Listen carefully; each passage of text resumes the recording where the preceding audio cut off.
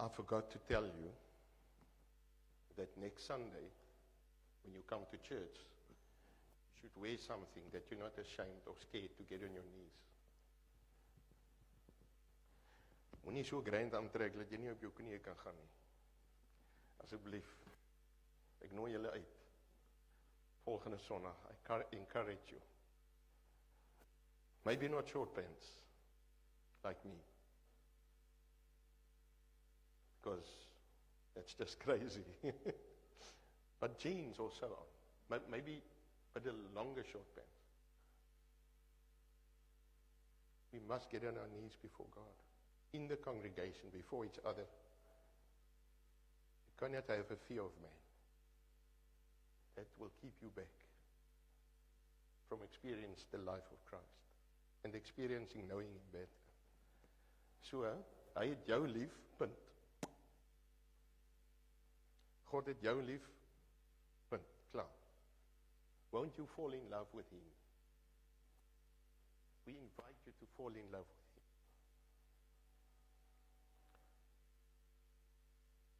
Psalm 63 sê ook, in Afrikaans sê, ek wil U aankleef. I don't say that to my friend, man. I say it to a lover of my soul. Ek wil U aankleef. My siel smag na U. I encourage you to reach that point where you say or speak to Him like that. The lover of your soul. There's this thing about the people of the congregation, and this is Jesus' own words. The people of the congregation that worshipped, that did miracles in His name, hulle het demone uitgedryf, hulle het hartkerk gehou, lewendig kerk gehou, en hulle kom na hom toe en hulle sê vir hom, Lord, Lord, did we not do all these things in your name? And this is the terrible words where He will tell those who did not fall in love with Him, go away from me. I don't know you, or I know you not. Al awesome. Al net awesome. So when we are very careful. Jaco is an elder in the church, Jaco Smith, and I don't want to say it because I'm worried someone will now run out of the church, Jaco, but I'm going to. That is also in SAPS. He's a policeman, and he will skit all the motor cars afterwards. She said, there's a certain car that might have wine in it. Just go to it, skitty. Okay. Right. George, welcome. Welcome, I forgot about you. Welcome, man. It's nice to see you again. Right. So, is it 4 months ago, Mom? 4 months ago? No, it's been a year. It's coming from a year ago. That Niels and Inessa felt a weight on their heart. Actually, it was Niels that felt this heavy weight on his heart to just leave everything and go into dark Africa. But they say it all the time. I'm going to leave everything and I'm going into dark, actually to go to the Ukraine, which is now war-torn. Die bomme val oral, die two-stroke. Wat is daai goedjies wat hulle mee in die gebou mee vasvlieg? Dis reg rondom hulle waar hulle nou is, en hulle is in Poltava. En Inessa het 'n woordstel wat hulle moet renovate. They're going to stay in that flat, and it's really around them. Hy waag sy lewe, but he doesn't care. He went away from here with so much peace. Mag ek daai plek bereik? But anyway, and they started working with me and Veronica, unbeknownst to us, dropping ideas into our heads while we visit them. And he would say something like, Aubrey, what is your dreams? And I don't dream. I don't dream. I have nightmares. And thank God I forget them. But anyway, I said, Niels, I don't dream. And I could see he was worried about that. Because I see now he needed me to dream. And I didn't dream. And he asked Veronica. And Veronica just said, I don't know what you say, Annie. I'm with my husband. We sleep at night. Yeah. And he began talking to us about leading a congregation in the future, about a year ago. And we would have planted Lutzville, which is, it's in the pipeline still. We're waiting for that. But, of course, a few years ago, we planted in Kleinsier, that congregation. And I thought it was Kleinsier. I'm going to move my whole household to Kleinsier. There's nothing going on there, but there's lovely stones that you can do nothing with. Yeah. And then Vernig came. And it was Vernig. And I thought, no, God, man. This was it. But I submitted to the leadership. And Vernig went away, and the Lord did such big, beautiful things through him and through his obedience. And then Vernig couldn't go anymore, and he came back because, of course, Vernig is the drummer of Klipwerf Boereorkest. So he's on the road a lot of times. And then we went there every 2 months, and we ministered, but the church was not doing well. And we knew we had to put someone there permanently. And I thought, this is me, Janiku. This is my turn now. This is my turn. And Veronica was so worried and stressed. Because there's not voorsiening at Kleinsier.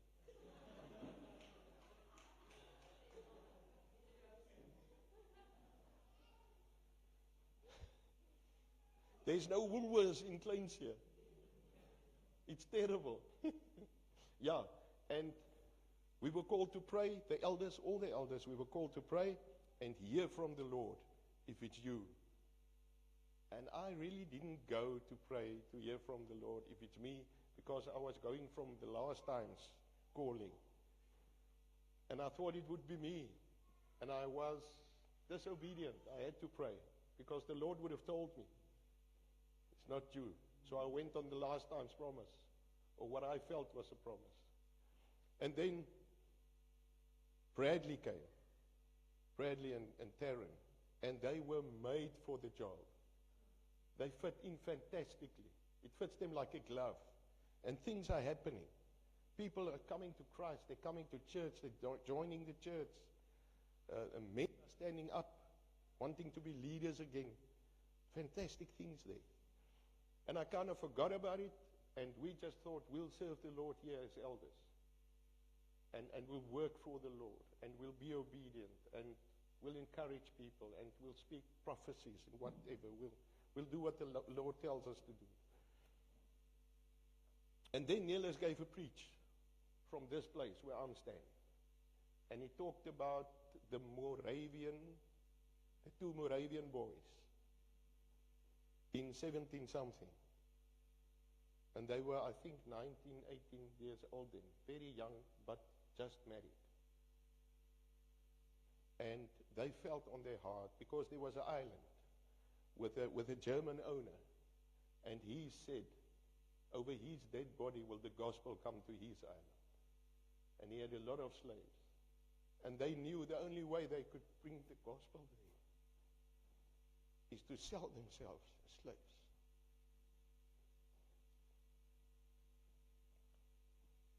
Of course, I was sitting there, and I saw the thing happening in his heart. I just see there's something happening here. We're going to lose Niels. He's going. And just a picture of them going on the boat, further and further away, waving to their loved ones. And they knew they will never see them again. But there was joy in their hearts. And they were at peace because they were in God's will. Okay. And Niels spoke to us privately.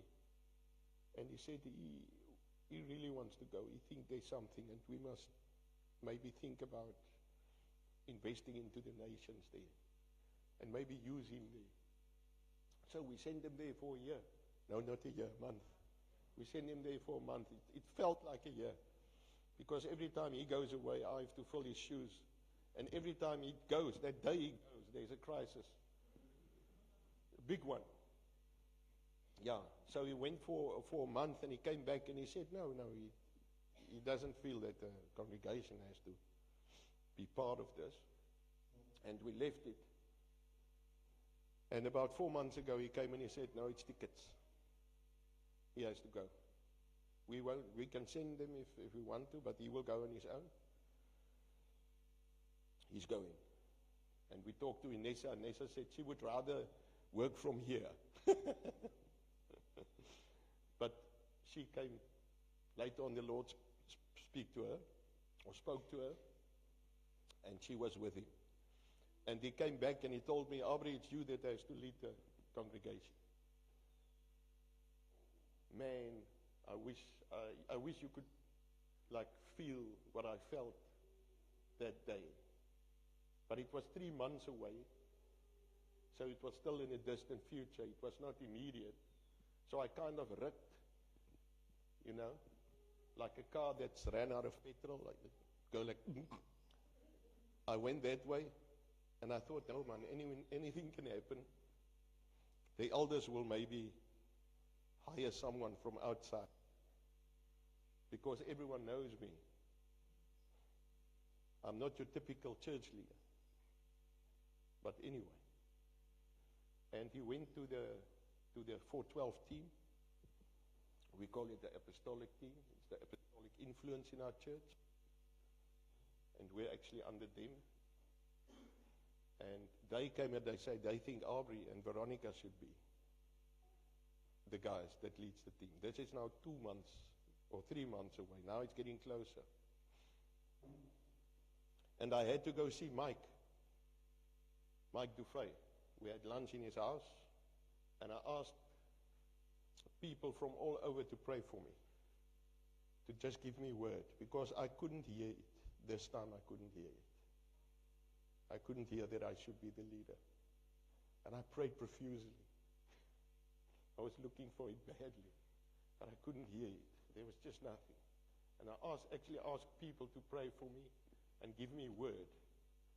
And they didn't know what it was all about. And I remember Marunel from Kleins here. She said, I heard you had lunch with Mike in Cape Town. And I said, yes, we went there. We had lunch with him. But I need you to pray for me for a word. And she actually said, is your marriage in trouble? Is there something wrong between you and Veronica? And I said, no, but I can't tell you now. I can't tell you what it's about. But just give me a word. Pray, please. She has a prophetic gift. And she came back with a powerful word about a ship that needs a new captain. And that the change should happen very fast. Want die ouens se lewe gevaar. And now it came close. But it didn't hit home yet. And that evening, we were in a elders meeting on Pierce Farm, another elder, a few kilometers from here. And Mike actually came down, and he would have talked to all of them, or he had to talk with all of them before time, and they didn't. And they were sitting there, and he just dropped it on them. The apostolic team think Aubrey and Veronica should lead the congregation. And my bottom just fell out. Soos as jy met 'n boks wyn loop, as jy hom optel en jy stap, en die bodem gaan oopger. En al daai dierwyn val op die grond en dit val stukken. En ek het daai, what? I can't do this. What are you busy with? It hit me. And I lost faith. I lost hope. I was sitting in this vergadering. And every one of the elders said, yes, we think it should be Aubrey. Jaco said such nice words. I think he was like lying. I didn't know he felt that way about me. Please tell one another what you feel about them. Please do. If you love someone, tell him you love him. I love you too. I love all of you. Don't keep it back. Yaku told me this. You should have told me earlier, Yaku. I'm admonishing you. No, not really. I love you too much. I will someday. Okay. So I was sitting there. Everything fell. It's like your insides goes out. And I was looking at Neelis. He was doing the talking. And I looked at his shoes. And I thought, how on earth will I fill that shoes? It's impossible. And a miracle happened. I could just sense the Holy Spirit saying to me,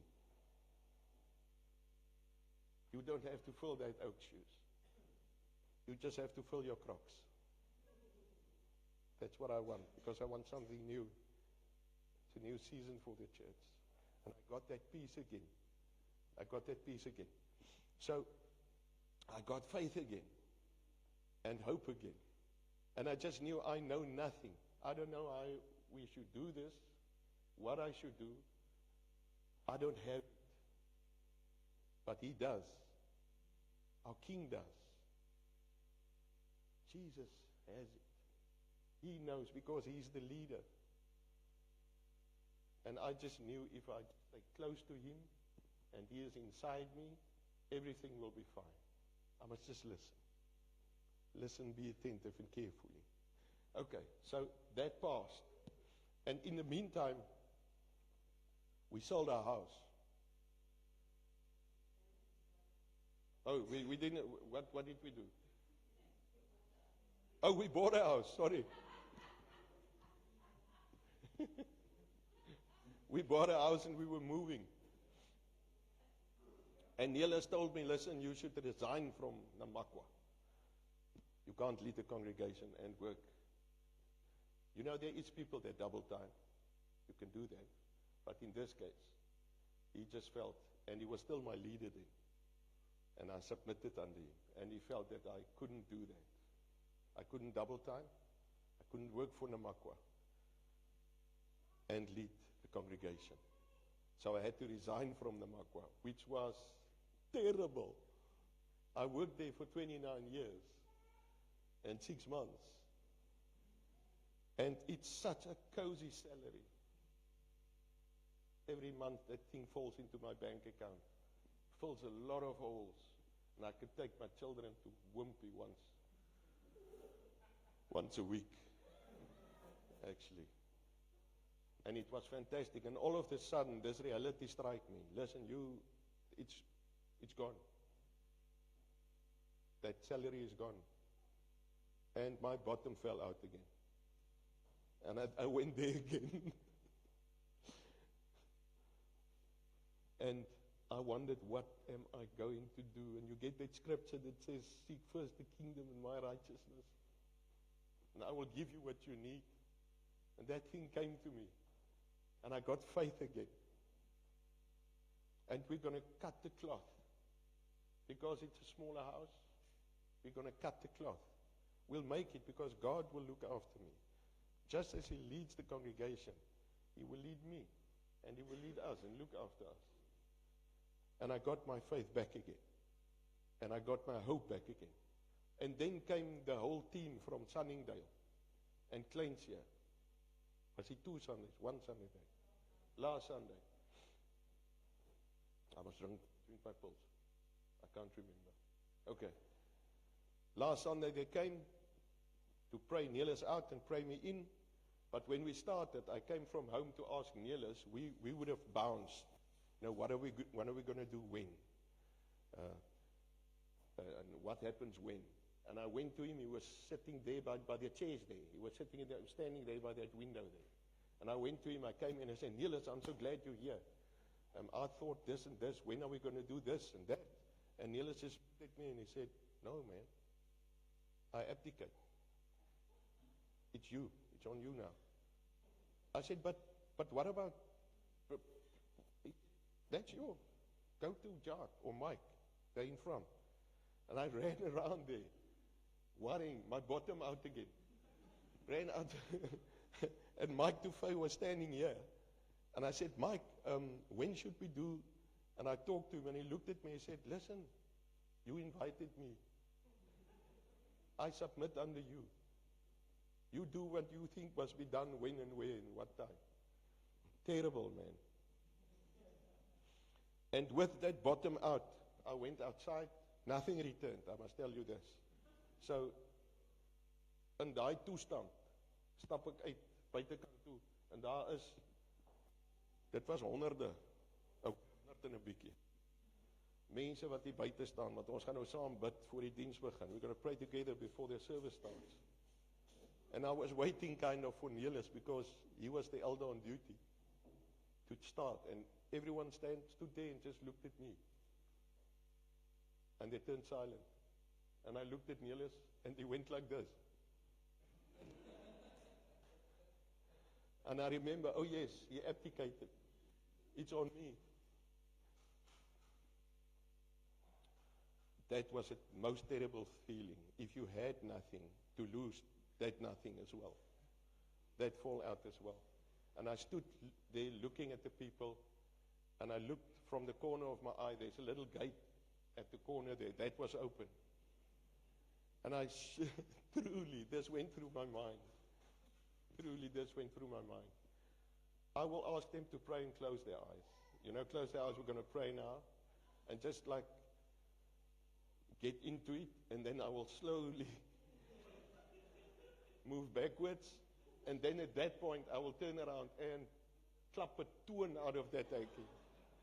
They will open their eyes, and Aubrey is the weggelopen. But it didn't happen, but I felt so lost. I felt so lost there. And I felt so alone. There were so much people around me. You know, you could feel alone. Even if there's a lot of people around you. I felt that aloneness. And his wife, Jaco's wife, Eldrine, she came out of nowhere. She came, a small lady. Like this. Came out of nowhere, just stood beside me, touched my elbow like this. She looked at me, she said, "I'll ask him." Breathe, man. And I said, "I can't breathe." And she said, "Are you fine?" I said, "Oh, I'm not. I'm checking that gate." And she said, "Listen, you don't have it. You don't have it. But he does. And you have him." And I got faith again. And I got hope again. And it went sickle. But we got the prayer meeting started. And it was so blessed. So blessed. So what I want to testify about is looking to the horizon. That is my testimony. Looking to the horizon.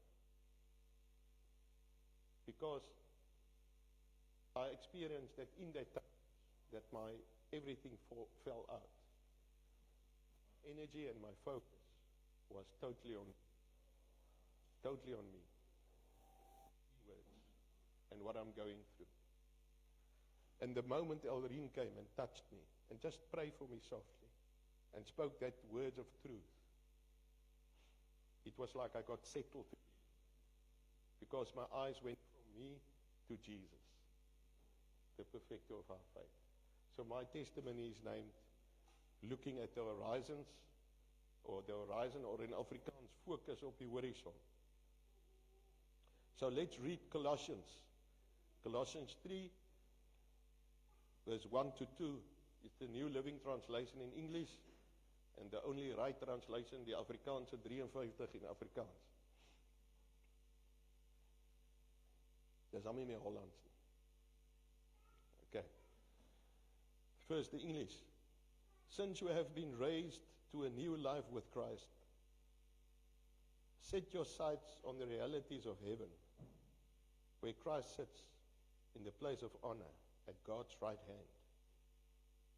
Think about the things of heaven, not the things of earth.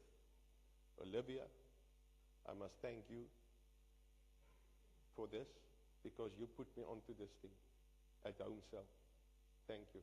God bless you. As julle dan saam met Christus opgewek is, soek die dinge daarbo waar Christus is en aan die regterhand van God sit. Bedink die dinge wat daarbo is, nie wat op die aarde is nie. What are we thinking about? What are we pondering? Okay. That's the answer. Now, I want to declare something. Ek sê om seesiek te wees is 'n aaklige gevoel. To have seasickness is just terrible. That's motion sickness for you. Wie het al seesiek gehad of motion sickness? Wie het kar siek? Nee? You get nauseous when you drive. Eddie, he has it badly. But we give him a pill. Ben jy ook? Sorry, Pelle. Daar's 'n pilletjie wat werk, hoor. Die gospel. Nee, ek speel maar, daar's 'n pilletjie, maar dit werk ook. It's just terrible. And you get seasick when you sometimes ride in a car or travel by boat or amusement park vehicle. You get seasick. So it's motion sickness. En jy voel lighoofdig, en jy voel naar, en jy sommer moeg. And of course it's because there's a conflict in your inner ear, where the human balance mechanism resides. Nee, dis hier in jou middeloor, en as jy beweeg, dan gebeur daar ietsie, en dinge is nie meer lekker nie, en dan raak jy naar, en jy voel moeg, en jy's afgemat, en jy wil opgooi, en jy voel glad nie lekker nie. It's an unpleasant feeling. I remember when I was grade 7 in Lutzville. Yes, I went to school in Lutzville. We went to Lambert's Bay to go on a boat ride, but a fisher's trawler. And everyone's mum packed them 2 broodjies, you know, nice lunch. But my oma and opa, because I grew up living with my oma and opa, hulle was baie suinig. Eintlik my oupa was baie suinig. My ouma kon nie onthou wat sy die geld weggesteek het. And she gave me a Mrs. Ball's blood chunk bottle with milk in, with a piece of plastic over and closed the lid. That was my patkos. And I was so ashamed to take that out of my bag for the other people, the other children to see, because I just knew what would happen. And they ate all their stuff on the bus to the boat. I came there, we went onto the boat, and out of the water it became choppy, the wind blew, and so forth. And they were all nauseous. And I thought, now's my time. I opened that thing, man, and I downed it. Nice milk on the boat. It was one of the less clever things I ever did in my life. And I got so sick, man. So sick. Oh, there's a Afrikaans comedian. He's dead now. I'm sorry. There was an Afrikaans comedian.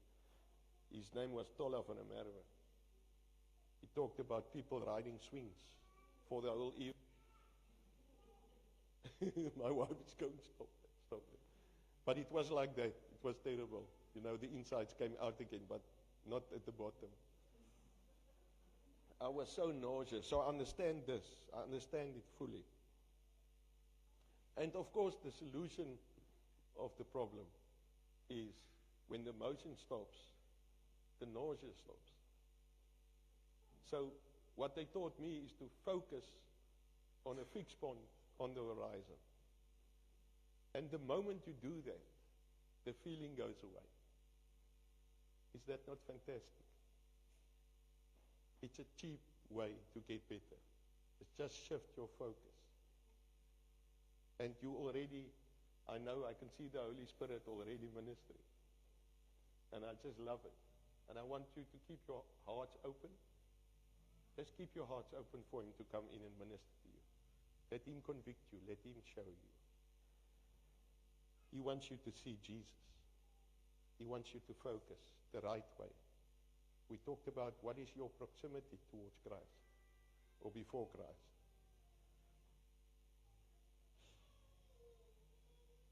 So it's amazing how looking straight ahead to the horizon makes you feel better.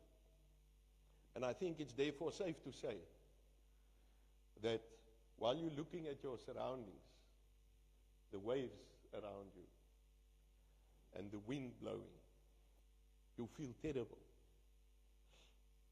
But if your focus is on the horizon, you are able to ride the same environment with ease. So Jesus never promised us plain sailing. He did not. He said, in this life you will have trouble. That's scriptural. But don't worry, I conquered the world. So, this is for me to tell you that if you focus on Jesus, the trouble will not go away, but it will lose its importance. Because as jy dit kyk en jy sien dit vir wat dit is, dan is jy goed hier beleef en die probleme wat ons hier beleef nie regtig so belangrik. Hy is belangrik. And there's this little song that says, fix your eyes upon Jesus. Look full in his beautiful face. And the things of earth will grow strangely dim in the light of his glory and grace. You know that song? We're going to sing it afterwards. You're right with that. Just this man, he's good. Yeah. So life is the same, is it not? The boat of life. It's the same thing. The wind and the waves can cause our souls to be anxious, nauseous in many ways. When your focus is on the immediate surroundings, and you know what your surroundings are, because there's a lot. Anxiety, problems, challenges, disappointments, heartbreaks, loss, and the injustice of things in this present time. Because there's a lot of injustice going on. And it's making your boat choppy. For some of you, it's making you very, very anxious. And it's because you're focusing on your immediate surroundings. Die beweging van jou lewensboot, jou fokus op die branders en die wind om jou, laat jou in seesiek verval. En as jy daar is, if you're there, die meeste van jou energie en fokus gaan na jouself toe. Jy dink net, help my, ek, my, me, myself and I, how will I get out of this? Why is life so? You understand what I'm saying? God wants to remind us that our focus should be on the horizon. And he did that to me. Every time my insides fell out, it's like my soul falling out of my body, he reminded me to look to the horizon, a fixed point. And of course, it's him. He's the one. Keep your eyes fixed upon Jesus. God reminds us to set our focus on the horizon, the realities of heaven, where Christ sits in a place of honor at God's right hand. Hy sê vir ons om die dinge te bedink wat daar bo is, nie die dinge wat op die aarde is nie. Die ewige woning, the kingdom of God, his will, his perfect will for you. Think that. And all of a sudden, everything loses importance. Even this big thing lying before me. It's not worthless or worth nothing. It just loses, my fears loses importance. Because my eyes are on the one. Do you remember Peter? Jesus came walking on the water towards the boat on a stormy evening. They thought it was a ghost. It was men shouting. Men shouting. And Peter got out of the boat. And he walked on water. That oak walked on water. Why? Why could he walk on water? Because his eyes were on Jesus. When did he sink? He lost sight. He didn't look at the horizon. He looked at his surroundings and it became all about him. And what happened? His faith died. Your faith dies. And you say you have because you're a Christian. But the only thing I can see, Vian, is that little piece of the iceberg sticking out of the water. There's a big thing underneath. And that thing is dead. You're saying with your mouth, but you're not living it. You don't believe it. Because your faith died. You lost hope, although you say you have hope. Because your eyes are not on Jesus. And this morning, I want to encourage you to be true to yourself. And admit where you are. And fix your eyes on Jesus.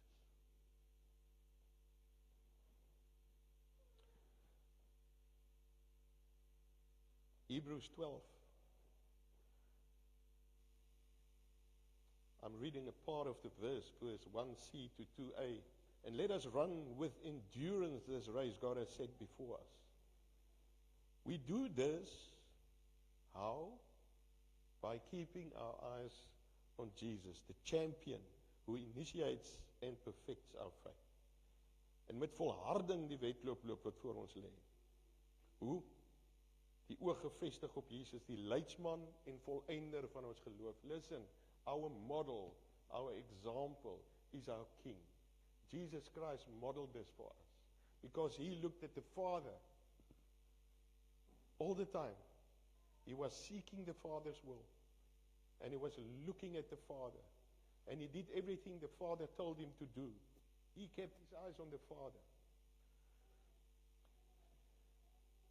Hebrews 2b.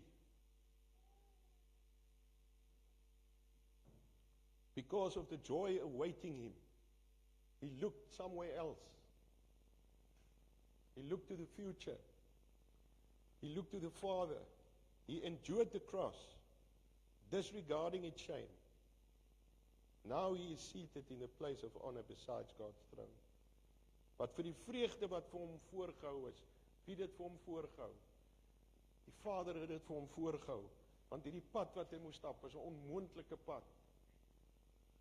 Vir die vreugde wat vir hom voorgehou is, het hy die kruis verdra, het die skande verag, en hy sit aan die regterhand van God se troon. Is dit nie pragtig? Let us follow the example of our King and our Shepherd. We live in a life full of turmoil and trouble. En die lewe kan enige dag, enige tyd, van enige kant af klappe uitdeel. Hy kan en hy doen.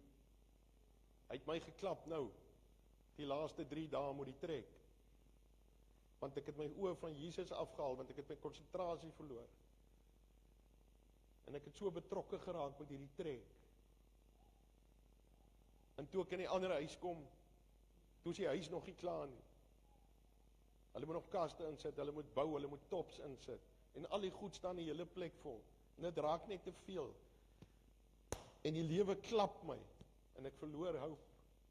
And I lose faith. Because I was looking at the things that surrounds me. I was not focusing on the horizon. I think it's a helicopter or my heart, Stefan. It's probably my heart. So just bear with me. And every time the Holy Spirit ministered to me and I could find solid ground. And I would go to Monica and say, do you still love me? I'm so sorry. It's getting too much for me. Do you still love me? She's such a beautiful wife. She says, yes, of course. She gives me a hug. I even went to the children and said, listen, forgive me. I'm losing concentration here. I can't see what you see. And every time Jesus came in, my eyes fixed on him, and I found solid ground. I found peace in the chaos because it's chaos. I found peace in the chaos and faith in that thing because it loses its importance. when I think about the things above. And when I keep my eyes upon Jesus. And then, of course, there's family and friends that will influence you. Most of the time away from Jesus. There's that too. To keep your eyes upon Jesus even then and there. But let us set our sights on what we know is true. We can decide that today. Let us heed God's word. Let us think about the things of heaven and not of earth. And then I wrote this. I wrote, life's seasickness has no hold over those whose sights are set on the realities of heaven.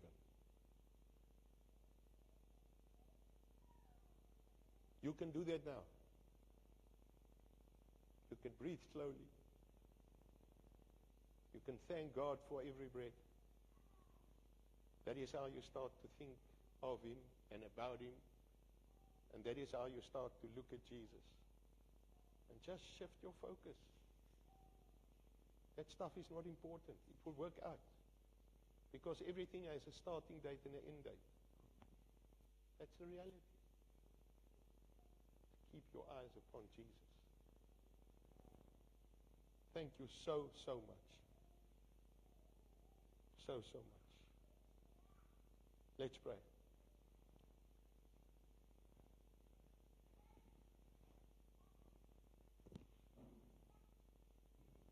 Lord, we want to say that we're sorry for looking elsewhere, for losing concentration, for focusing on stuff that is really, really not important. Ons het 'n ewigheid wat vir ons wag saam met U. En ons laat kry ons onder deur hierdie tydelike goed. We're so sorry and we want to repent. Lord, please forgive us. Please forgive us.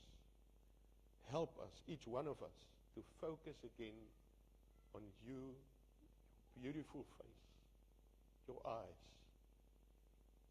That's worth everything, Lord. That's what life's about. As a follower of You, is to look at You, to position my heart in the right place before You, to see You, all Your glory, Your righteousness, Your godliness, Your holiness. Just forgive us, Lord. We love You and we want to love You more with all our hearts, Lord. In Jesus' name, amen.